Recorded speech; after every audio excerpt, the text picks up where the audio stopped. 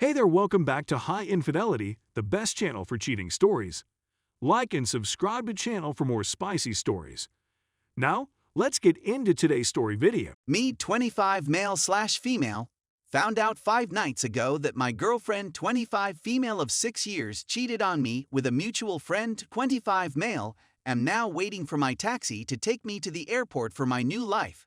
How do I deal with the closure? Please accept my apologies for the length of this one. I work in politics on the dark smoky room side, and my GF and I haven't seen much of each other in the last 6 months due of a recent promotion that's been a once-in-a-lifetime chance. Let's refer to her as HH, and I had been dating since university, and she was, to put it bluntly, the love of my life. My best buddy is kind, devoted, and passionately loyal. We've done some pretty fantastic things together, and when I look back on my life highlights, our trips and years together will undoubtedly be among them. H and I have been finding it difficult to spend time apart from one another. I work from about 6:30 a.m., 11 p.m., tend to be on the phone at weekends. However, she has been very supportive and has continued to advise me to concentrate on the work for the time being. We both intended to relocate to NYC together after I finished this job. I realize now that it's been a lot tougher for H than she let on, and I've simply missed my companion terribly. I walked down into the bathroom to say good morning to H, and found a large love bite on her neck, which she'd been covering behind thick jumpers. I challenged her about it, since I hadn't been allowed to touch her in weeks after catching scabies in Africa, and I knew it wasn't my fault. This all occurred so rapidly that I scarcely recall what was said. All I remember is the sensation that my gut was suddenly coated with lead. She claimed it was an allergic response, but as I pressed her, it became evident she was concealing something, and it became clear that we both understood what had occurred. She strayed with a common acquaintance she discreetly up with, claimed she went to him for relationship guidance, and ended up wanting love from him. She told me, clearly pleaded for another chance, asked me to marry her, and then went in a cab to her friend's home with her belongings that I had prepared for her. The home is all mine. We are not married. There's nothing to worry about legally here.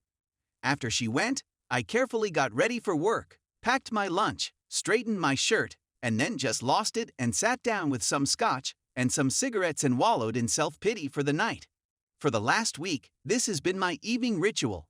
I've had a history of depression, so although this has been really difficult, the numbness and feelings of emptiness make it easier to get things done. I'm not a sobbing mess. I'm just done. Over the following 3 days, I remained quiet and did not return any of the 90 missed calls. I eventually called her and told her we were done, I'd forgiven her, and I dropped all of her belongings off at a friend's home while H was at work. The thing is, I don't resent her for it. I understand how she felt, and I know my work interfered with what had been a really tight and spontaneous connection. We evolved into distinct persons. I can forgive her, but we must part ways. I will never trust her again, and I cannot have her in my life.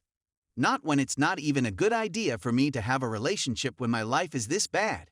While I forgive her, it doesn't mean I'll ever be able to love her again. The following several days resulted in a few rash choices.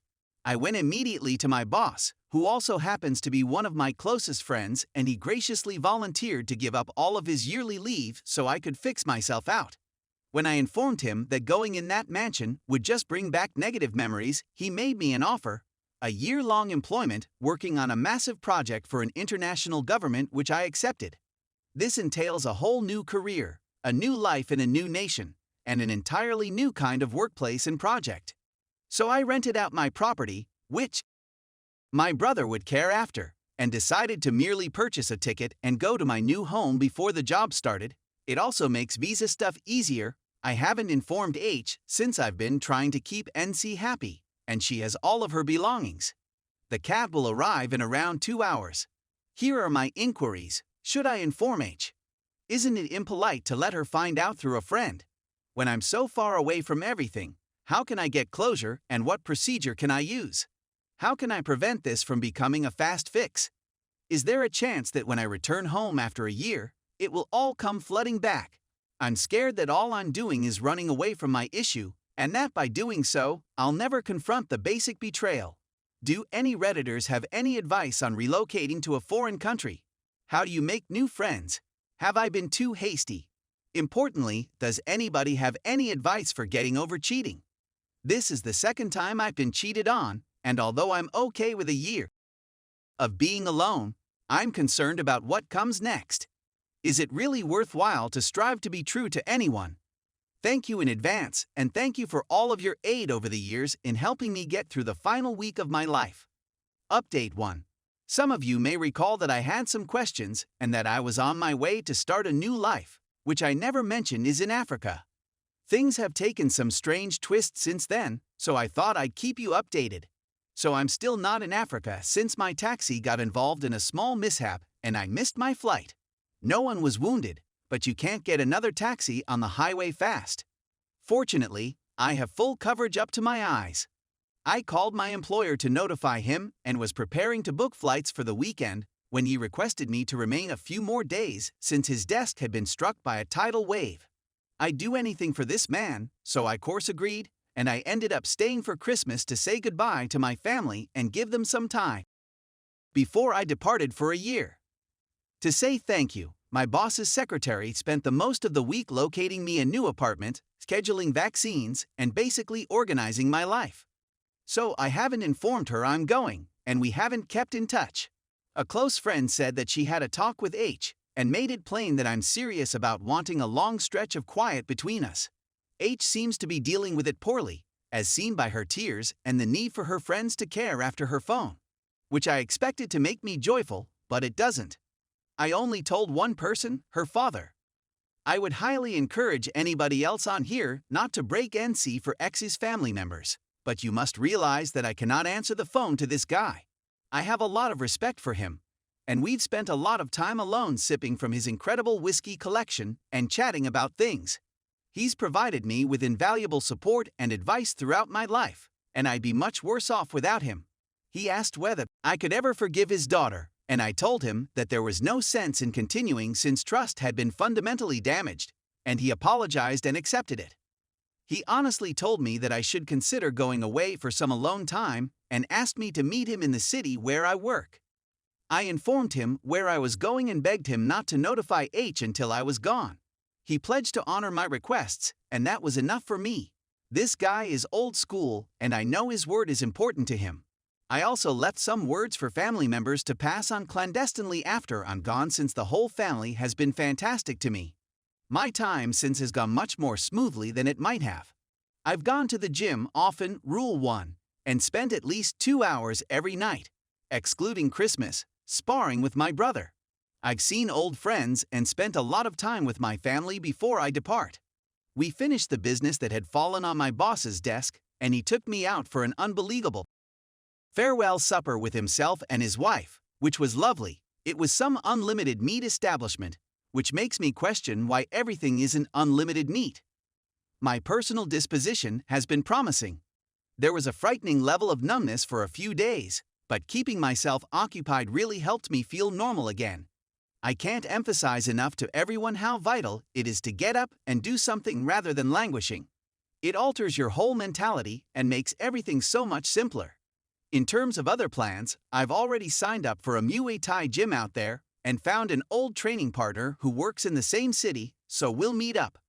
My objective is to approach this like a year in university, working hard but trying to get as much out of the experience as possible. I intend to spend all of the money I had set up for H's birthday celebrations.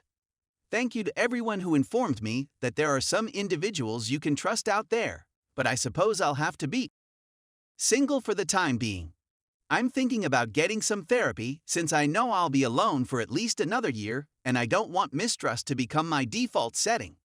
I went to visit my old psych about my depressive flare-up, and he said I was doing extremely well given the circumstances, so yay! I'm really looking forward to my new life, and I'm feeling a lot better about my ability to utilize it as a fresh start rather than simply running away and suppressing my thoughts. I may send H a letter one day to seek some answers to certain questions, but I'm still hesitant and probably won't do so until I'm certain I'm on the mend. Follow the advice given here, keep yourself active and continue with NC. The next year is all about me, and I'm enthusiastic about what I can create. Thank you everybody and best of luck. Update 2. I'm back in the UK for a few weeks, visiting old friends and family, as well as my former employer, and thought I'd provide an update. As some of you may recall, I ended my relationship with my ex 4 months ago after she cheated on me. This prompted me to take a job offer in Africa, and the rest, as they say, is history. To begin with, Africa is the most magnificent continent on the planet. I'm based in Tanzania, although I've had the good fortune to travel extensively. The new work is fantastic. I'm gaining some insane experience. I got my own driver and secretary. I'm making some very major impacts here, and I believe choosing this position was the finest choice of my life. It will be difficult for me to go at the end of the year. In terms of how I'm coping with the breakup, this has been the right solution. It's difficult to languish for long when you're riding around dirt roads with new pals, drinking beer, and seeing the most breathtaking natural beauty you'll ever see. One of the pleasures of the job is that we collaborate closely with NGOs, who send out a large number of aid workers/volunteers my age who are all wanting to have a good time. I'm still single, and it's been wonderful to relive my youth by going out and being free, as well as having new life experiences. Someone mentioned on another thread that the beginning of any excellent story/adventure needed something like what happened to me to happen, to expose myself and make myself a little bolder than I would have been. H has actually just been the first half of a paragraph of a narrative that has been so pleasant and exhilarating. Here's the breakup porn that I had to keep you all updated on. This demonstrates that no matter how awful things are right now, things can change, and that once you heal, the dynamics of power may fundamentally transform in an instant.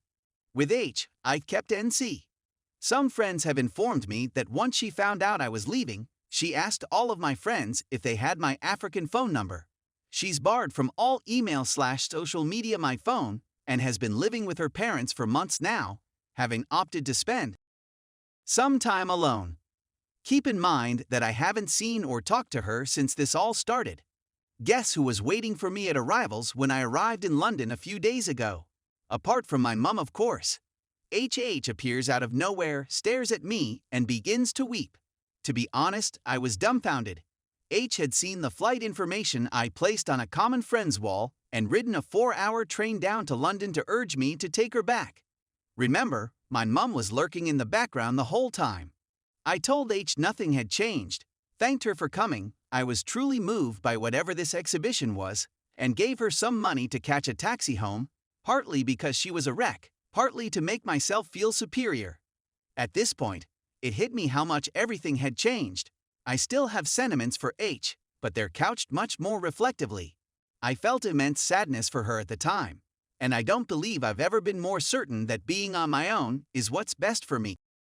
Thank you for all of your help r/relationships. Some of the advice I got on here has made a significant impact in how I've spent the past 4 months. It gets better for those of you who are just starting out.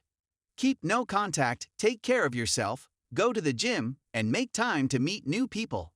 I encourage going out on your own because it helps you find out who you are and what you've lost.